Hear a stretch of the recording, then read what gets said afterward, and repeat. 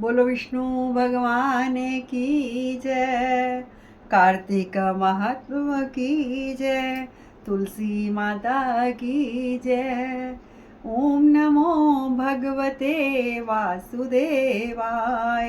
ओम नमो भगवते वासुदेवाय। वासुदेवाय हरि वासुदेवाय। कृष्ण देवाय प्रभु कृष्ण देवाय। ओम नमो भगवते वासुदेवाय। ओम नमो भगवते वासुदेवाय। वासुदेवाय प्रभु वासुदेवाय।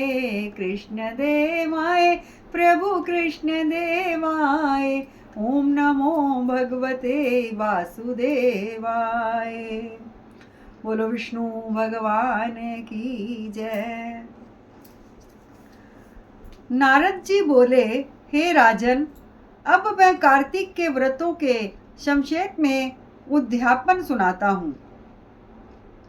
व्रत पूरा होने के फल और विष्णु भगवान की प्रसन्नता के लिए कार्तिक शुक्ला चतुर्थी को उद्यापन करें। तुलसी के ऊपर 4 द्वारों का मंडप बनाकर तोरण बंदरवार बांधकर फूल और चमर से सजावें और चारों द्वारों पर मिट्टी के बने पुण्यशील सुशील जय और विजय द्वारपालों का पूजन करें और तुलसी के पास 4 रंगों से सुशोभित सर्वतोभृद चक्र बनावें।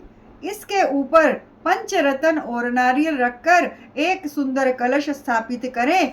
फिर वहां शंख चक्र गदाधारी पीतांबर से युक्त लक्ष्मी सहित विष्णु भगवान की स्थापना करके पूजन करें। व्रती पुरुष मंडल में इंद्रादीप को पूजें। द्वादशी को भगवान उठे, त्रयोदशी को देवताओं ने उनके दर्शन किए और चतुर्दशी को पूजन करें। उस दिन शांत और सावधानी से उपवास करें। गुरु की आज्ञा को प्राप्त करके भगवान कृष्ण की स्वर्णमयी प्रतिमा का पूजन षोडशोपचार से करके और विविध भोग अर्पण करें। रात्रि में जागरण कर भजन कीर्तन करता रहें। प्रातः काल उठकर नित्य नैमित्तिक कर्म करें। पश्चात हवन करें। ब्राह्मणों को भोजन करावें। धन का लोभ छोड़कर यथाशक्ति दक्षिणा देवें। उपवास कर ऐसे वैकुंठ को पावें। इस वैकुंठ चतुर्दशी के महत्व को देवता और शेष जीवी 100 वर्ष में भी नहीं कह सकते। जो भगवान चक्रपाणि के जागरण में भक्ति पूर्वक आंगन में गायन और नृत्य करते हैं, उनको सहस्त्र गौओं के दान करने का फल मिलता है। इसी दिन विष्णु भगवान मत्स्य रूप हुए थे, अतः उनके प्रसन्न करने के लिए इस स्थिति में उन ब्राह्मणों को खीर आदि अन्न का भोजन करावें तथा अंतोदेवा मंत्रों से तिल और खीर का हवन करें।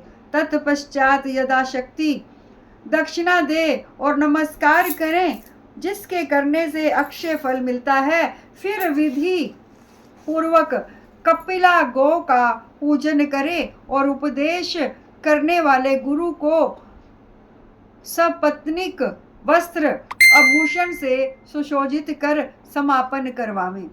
प्रार्थना मंत्र से आपकी प्रसन्नता से मेरे 7 जन्म के पाप नष्ट हो जाएं और मेरे मनोरथ सफल हों और मरण उपरांत मुझे विष्णु लोक की प्राप्ति हो। ऐसे उन ब्राह्मणों से क्षमापन कराकर और प्रसन्न कर पूजा की सामग्री गो के समेत गुरु को निवेदन करें। फिर अपने बांधवों सहित स्वयं भोजन करें।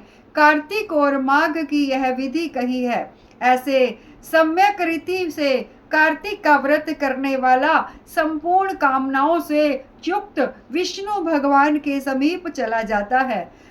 बोलो कार्तिक महात्मा की जय। विष्णु भगवान की जय। तुलसी माता की जय। ओम नमो भगवते वासुदेवाय। ओम नमो भगवते वासुदेवाय। वासुदेवाय हरि वासुदेवाय। कृष्ण देवाय प्रभु कृष्ण देवाय। ओम नमो भगवते वासुदेवाय। ओम नमो भगवते वासुदेवाय। ओम नमो भगवते वासुदेवाय।